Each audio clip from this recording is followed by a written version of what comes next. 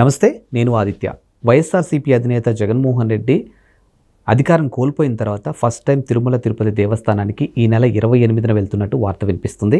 మరి ఈసారైనా ఆయన డిక్లరేషన్ ఇస్తారా లేదా అనేది ఇప్పుడు పెద్ద ప్రశ్నగా మారింది. దీని గురించి తెలుసుకునే ప్రయత్నం చేద్దాం. ప్రస్తుతానికి మనతో పాటు స్టూడియోలో ఉన్నారు ప్రముఖ senior journalist and political analyst Jagdev గారు. సార్ అడిగి మరిన్ని విషయాలు తెలుసుకుందాం. సార్ నమస్కారం. సార్ నమస్తే. జగన్మోహన్ రెడ్డి అధికారం కోల్పోయిన తర్వాత ఫర్ ద ఫస్ట్ టైం తిరుమలకి వెళ్తున్నారు. మరి ఇప్పుడు ప్రభుత్వం ఆయనకి డిక్లరేషన్ ఇస్తుందా లేదా అనేది క్వశ్చన్ మార్క్. ఇక్కడ చిన్న సవరణ, ప్రభుత్వం డిక్లరేషన్ ఇవ్వదు, ఈయన డిక్లరేషన్ ఇవ్వాలి. ఈయన క్రిస్టియన్ మతానికి చెందినవాడుగా అందరూ చెప్తున్నారు కాబట్టి హిందూ దేవాలయాన్ని సందర్శించేటప్పుడు, హిందూ అని కాదు మరే ఇతర దేవాలయాన్ని సందర్శించిన గురుద్వారా కానీ మాస్క్ కానీ ఎక్కడికి వెళ్ళినా కూడా ఆ దేవుడిపై విశ్వాసం నాకు ఉందని ఈయన డిక్లరేషన్లో సంతకం పెట్టాలి. ఓకే, ప్రభుత్వానికి ఈయన డిక్లరేషన్ ఇవ్వాలి దేవస్థానానికి, బట్ దేవస్థానం ఈయన డిక్లరేషన్ ఇవ్వదు. ఓకేనా? సో ఈయన ఎందుకు ఇవ్వాలని ఇప్పుడు ఈ విషయం వస్తుంది. దీన్ని కూడా అయ్యో కూటమి వాళ్ళు రాద్ధాంతం చేస్తున్నారని అనుకోవచ్చు. ఎందుకంటే ఈయన గతంలో 2014-19 మధ్యలో బాబు గారు గవర్నమెంట్ ఉన్నప్పుడు, ఆంధ్రప్రదేశ్ విభజన, ఆంధ్రప్రదేశ్ తర్వాత మొట్టమొదటి ముఖ్యమంత్రిగా ఉన్నప్పుడు ఈయన ఇలాగే పాదయాత్రలు, పాదాలపై నడిచే యాత్ర అనేవో చెప్తారు కదా, అట్లా వెళ్ళినప్పుడు తిరుమలకు కూడా వెళ్ళినప్పుడు డిక్లరేషన్ మీద సంతకం పెట్టాలి అని అక్కడ టీటీడీ అధికారులు వాళ్ళు రిక్వెస్ట్ చేసినప్పుడు తిరస్కరించాడు ఆయన. ఆఖరికి అసిస్టెంట్ ఎగ్జిక్యూటివ్, అప్పుడు ఆయన పేరు గుర్తు రావట్లేదు నాకు, ఎవరో ఆయన వెనక్కి బుక్ పట్టుకుని పరిగెట్టాడు కూడా ఆయన. సార్ మీరు సంతకం పెట్టండి సార్. ఆయన పెట్టలే, మాది వచ్చినప్పుడు మేము చూస్తాము అన్నట్టు. అంటే అది చూడండి, ఆ మనిషి యొక్క తీరు అలా ఉంటుంది. సో ఇప్పుడు గవర్నమెంట్ వచ్చిన తర్వాత ఎన్నిసార్లు వెళ్ళారో నాకు తెలియదు. వెళ్ళినా కూడా ఇప్పుడు సతీ సమేతంగా వెళ్ళలేదు, సింగిల్గానే వెళ్ళారు. ఆఖరికి సతీ సమేతంగా వెళ్ళాల్సి వచ్చినప్పుడు తిరుమలనే ఇక్కడ సెట్ వేయించుకొని చేశారన్నట్టు కూడా మనం ట్రోల్స్లోనూ న్యూస్లోనూ చూసాం. అంటే ఇప్పుడు తిరుపతి లడ్డూ వ్యవహారము అది చాలా సున్నితమైన అంశము. దాని మీద సరదాగా ఎవడు మాట్లాడినా కూడా మనోభావాలు దెబ్బతింటాయి. చాలామంది అందులో బాధపడి ఇబ్బంది పడిన వాళ్ళు నేను కూడా కొన్ని. అరే ఇప్పుడు నాన్ వెజ్ అనేది చాలామంది తీసుకోని పక్షంలో అట్లాంటి తెలిసినప్పుడు వాళ్ళు ఎంతగా ఇలాంటి మనం తిన్నామా అని ఒళ్ళు జలధరించేలాగా ఫీల్ అయ్యి మాట్లాడతారు కదా. అలాంటిది భక్తితో కూడిన అందులోని ఇలవైకుంఠం, అది కలియుగ ప్రత్యక్షంగా భావించే మనలాంటి వాళ్ళకి అందరికీ అలా జరిగినప్పుడు ఇంకెంత ఆగ్రహావేశాలు వస్తాయి. ఎంత దీనికి కూడా దిగజారిపోయారా అంటే దేవుడు అనే ఒక కనీసం భక్తి లేకపోవచ్చు, పాపభీతైన ఉండాలి కదా మనిషి అన్నాక, అది కూడా లేదా అనే ఆక్రోశం అందరిలో వచ్చిందా రాలేదా? అఫ్కోర్స్ అందరూ బయటపడలేదు, అందరూ రోడ్డు ఎక్కకపోవచ్చు. సో అట్లాంటి విషయం అయినప్పుడు అరే మా ప్రభుత్వంలో జరిగింది కాబట్టి నాకు నిజంగా తెలియదు, ఎవరో కింద స్థాయివాడు కక్కుర్తి పడ్డాడు, వాడు ఎందుకు చేశాడో తెలియదు, నిజంగా ఆడ తప్పు చేసే ఉంటే ఆడిని వదలొద్దు, ఆడెవడైనా సరే శిక్షించండి అని ఒక్క స్టేట్మెంట్ ఇచ్చేస్తే ఈయన సేఫ్ జోన్లో ఉండేవాడిగా. అరే జగనన్న సూపర్ రా అని అనుకునేవాడిగా. గడిచిన వారి అదేంటంటే చూసారా, దొంగలు పడిన 6 నెలలకి కుక్కలు మురిగాయి అన్నట్టుగా ఇప్పుడు అంతా అయిపోయిన తర్వాత అరే మనం ఇట్లాగే ఉండిపోతే హిందూ ఓట్లన్నీ మనకు పోతాయి, ఏం చేయాలి, సరే మీ అందరూ కలిసి దేవాలయంలో దీనికి ప్రక్షాళన పూజలు స్టార్ట్ చేసేయండి ఈ ఊరిలో అని స్టేట్మెంట్ ఇచ్చారు. ఇస్తూనే ఇప్పుడు తిరుపతి దేవస్థానానికి దర్శనంకి వెళ్తారు అని ఆ పార్టీ కార్యకర్తలు మాట్లాడుకుంటున్నారు తప్ప ఇంకా అది నాకు తెలిసి అధికారంగా ఎక్కడ వచ్చినట్టు లేదు. అంటే కార్యకర్తలు కూడా ఎలాగ ఉంటారంటే మీరు సార్ మీరు కూడా రావాలి సార్, కొంచెం బలంగా ఉంటుంది సార్, అది సార్ ఎవడు పక్కన ఉంటాడు కదా సజెస్ట్ చేయవాడు.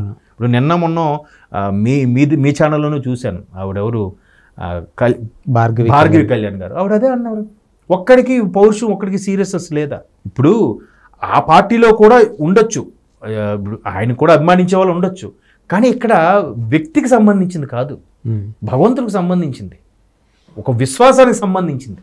ఇప్పుడు దానికి సపోర్ట్ చేయకపోయినా పర్లేదు, కానీ సైలెంట్గా ఉండిపోతే సరిపోతుంది కదా.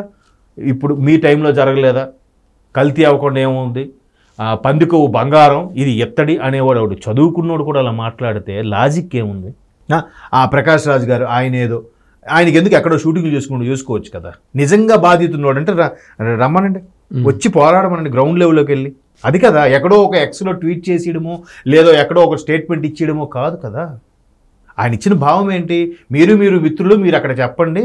గతంలో అంటే నాకు అర్థమైంది ఏంటంటే, గతంలో ఇలాగ కేరళ అయ్యప్ప స్వామి విషయంలో కూడా రాద్ధాంతం మీరే చేశారన్న అర్థం వచ్చేలాగా ఆయన ట్వీట్ చేశాడు ఏదో. దానికి పవన్ కళ్యాణ్ గారు కౌంటర్, ఎప్పుడు పవన్ కళ్యాణ్ ఎవరికైనా కౌంటర్ ఇవ్వడం చూసారా? ఎట్లా ఇలాంటి విషయాల్లో ఎక్కడో ఎక్స్లో ఇన్నో వచ్చింది, ఓపెన్గా మాట్లాడిన వాటికి కౌంటర్ ఇచ్చాడు. అది కూడా రాజకీయ పరంగా, సినిమాల పరంగా ఎప్పుడు మాట్లాడలే. ఇదే ప్రకాష్ రాజ్ ఎన్నిసార్లు విమర్శించినా ఏం అనలే. ఈరోజు మాట్లాడేసరికి మీరు మళ్ళీ ఒకసారి చదువుకోండి అని అంటున్నాడు ఆయన. 30 తర్వాత వచ్చి సమాధానం ఇస్తాడు. ఈరోజు ఇవ్వచ్చు కదా, ఇప్పుడు ఎలాగైతే వీడియో చేసి పెట్టావో అలాగే ఇవ్వచ్చు కదా. సో ఎంతగా అసలు ప్రతి ఒక్కడు అబ్బా, మన హిందువుల పండగలు వచ్చేసరికి ప్రతి ఒక్కడికి ఒక మైక్ వచ్చేస్తే ప్రతి ఒక్కడు పోటుగాడు అయిపోతాడు.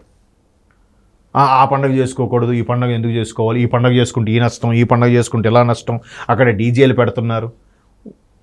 ఒక్కొక్క వ్యక్తి యొక్క ఆనందాన్ని ఒక్కొక్క విధంగా వ్యక్తపరుస్తాడు వాడు. అంత మాత్రాన దేవుడిని కించపరిచినట్టు కాదు అక్కడ. వాడికి అది ఆనందం. స్వామి పేరుతో డీజే పాటలు పెట్టుకొని డ్యాన్స్ చేసి ఊరేగింపుకి వెళ్ళి నిమజ్జనం చేసి వస్తాడు. దాన్ని కూడా రాజకీయం చేసే వాళ్ళే ఉన్నారు. ఇప్పుడు సింపుల్గా ఇప్పుడు జగన్మోహన్ రెడ్డి నన్ను కాపాడుతాడో, జగన్మోహన్ రెడ్డి గారు ఉన్నారని మా గవర్నమెంట్ అనే ధైర్యంతోనో కింద స్థాయి ఎవడో కక్కుర్తి పడి ఆ కక్కుర్తి ఎదవ తప్పు చేశాడు అనుకుందాం కాసేపు. అది సింపుల్గా అవునా నిజంగా ఇది మాకు కూడా తెలియదు, మాకు తెలుసుంటే మేము ఖచ్చితంగా చేసేవాళ్ళం. చాలామంది అంటారు మేము నోటీసులు ఇచ్చాం సార్ మేము పట్టించుకోవాలి అనొచ్చు. అవే పట్టించుకోకుండా నిజంగా ఇది చాలా చెత్త పని, నిజంగా మేము కూడా దీన్ని ఖండిస్తున్నాం అని ఒక మాట అనేస్తే, అరే జగన్మోహన్ రెడ్డి దేవుడు రా అని అంటాం కదా. అనకపోయినా బా పర్లేదురా ఎన్నాళ్ళకి ఈయన తెలివిగా మాట్లాడారు అంటారు కదా. అలా కాకుండా లేనిపోని క్రియేట్ చేసేసి అంబటి రాంబాబు గారు అయితే మరీ దారుణంగా, చంద్రబాబు నాయుడు గారు అదేది తలకొరివి పెట్టినప్పుడు తలనీలాలు తీయలేదు. వ్యక్తిగతాలకి ఎందుకబ్బా, ఇక్కడ మాట్లాడుతున్నది దేవుడికి సంబంధించింది. ఒక్కొక్క మతంలో తలనీలాలు తీరు, ఒక్కొక్క ఇంటి ఆచారాల ప్రకారము వాళ్ళు కొడుకు కాడు మనవలు పెడతారు, కొంతమంది భార్య చనిపోతే భర్త పెడతారు, కొన్ని ఇళ్లలో తల్లి చనిపోతే కొడుకు పెడతారు. రకరకాలుగా ఉంటాయి వ్యవహారాలు అవి, ఎవరు ఆచార పద్ధతులు వాళ్ళు ఉంటాయి. కానీ ఇక్కడ దేవుడిది అండ్ నీకు మాట్లాడడం చేత కాకపోతే ఫ్యామిలీలోకి వెళ్ళిపోతారు మీరు వెంటనే. సో అట్లాగా గతంలో ముఖ్యమంత్రిగా లేనప్పుడు కూడా ఇలాగ డిక్లరేషన్ ఇవ్వలేదు. మా గవర్నమెంట్ వచ్చింది కదా మేము చూస్తామని నేను నచ్చినట్టుగా చేసుకున్నారు. ఇప్పుడు ఖచ్చితంగా డిక్లరేషన్ ఇవ్వాలిగా. ఇదే వేరే ఎక్కడికైనా వెళ్ళారనుకోండి, అక్కడికి ఫర్ ఎగ్జాంపుల్ ఒక మక్కా ఎక్కడికో వెళ్ళారనుకోండి, ఇతర మతస్థులు వెళ్ళారని తెలిస్తే ఖచ్చితంగా డిక్లరేషన్ ఉంటుంది. ఆడు సామాన్యుడిగా వచ్చేస్తే ప్రాబ్లం లేదు. ఇప్పుడు ఇదే తిరుమల తిరుపతికి క్రిస్టియన్స్ ముస్లిమ్స్ కూడా ఉన్నారు భక్తులు, తెలుసా మీకు? వాళ్ళు ఖచ్చితంగా టోపీ పెట్టుకుని వస్తారనే కాదు, వాళ్ళు మామూలు సింపుల్గా వచ్చి దేవుని దర్శనం చేసుకొని, ఆ దేవుని దర్శనం అయిన తర్వాత వాళ్ళకి ఏదో మంచి జరిగితే దర్శనం చేసుకొచ్చిన వాళ్ళు చాలామంది ఉన్నారు. ఎవరైతే ఆడవాళ్ళు బురకాలో వస్తారో వాళ్ళు డిక్లరేషన్ ఇస్తారు. బురకాలో లేనో డిక్లరేషన్ ఇవ్వక్కర్లేదు. వాళ్ళకు మనకు తెలియదు కదా, వాళ్ళు హిందువో ముస్లిం తెలియనప్పుడు ఎవరు అబ్జెక్ట్ చేయరు. బట్ ఇక్కడ ఈయన హోదాలా ఉన్నాడు, ఒక మాజీ ముఖ్యమంత్రి అయ్యారు కాబట్టి ఇప్పుడు ఖచ్చితంగా ఆయన డిక్లరేషన్ పెట్టాలి. గతంలో పెట్టినలాగా ఇప్పుడు పెట్టినట్టు కుదరదు. ఎందుకంటే అందరూ మనోభావాలు ఇదే కాబట్టి ఆ రోజు దర్శనానికి పైకి వెళ్ళినా కూడా ఎంత ఇష్యూస్ అవుతాయో చెప్పలేం. మళ్ళీ గవర్నమెంటే సెక్యూరిటీ ఇవ్వాలి. సో ఇన్ని అంటే ఇవన్నీ మళ్ళీ మాట్లాడితే రాజకీయాలు అంటారు కానీ సింపుల్ అంశం కదా. సింపుల్ అంశాన్ని ఇది నిజంగా దారుణమైన విషయమే. ఎవరు చేసినా కానీ, మా పార్టీలో వాళ్ళు చేసినా కానీ నేను క్షమించేది లేనని ఒక మాట అనేసి ఉంటే ఇంత లేదే కదా, ఇంత రాద్ధాంతం లేదు కదా. ఇప్పుడు అమ్మ మా అన్న దేవుడు ఇంద్రుడు చంద్రుడు తప్పే చేయుడు అన్నట్టుగా మాట్లాడి ఆయన మళ్ళీ మాట్లాడు. ఈ కింద ఉన్న వాళ్ళందరూ లేనిపోయి హాఫ్ నాలెడ్జ్తో మాట్లాడుతూనే ఉంటారు. అదేమైంది? చినికి గాలివానే ఇప్పుడు ఇష్యూలాగా అవుతుంది. ఇప్పుడు తాపత్రయం ఏంటంటే ఓట్లు పోతాయని మరలా పూజలు పునస్కారాలు. ఇంకేం మాట్లాడతాం చెప్పండి.